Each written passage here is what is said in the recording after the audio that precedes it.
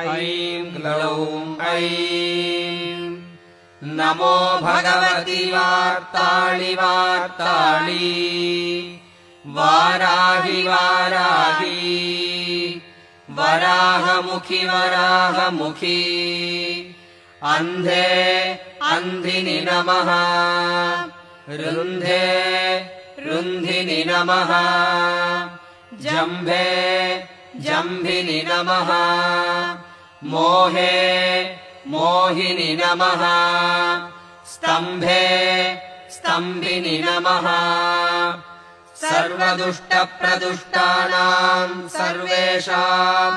सर्ववाक्चित्तचक्षुर्मुखगतिजिह्वा स्तम्भनं कुरु कुरु शीघ्रं वश्यं कुरु कुरु ऐं ग्लौं टह टह टह टह हुं फट् स्वाहा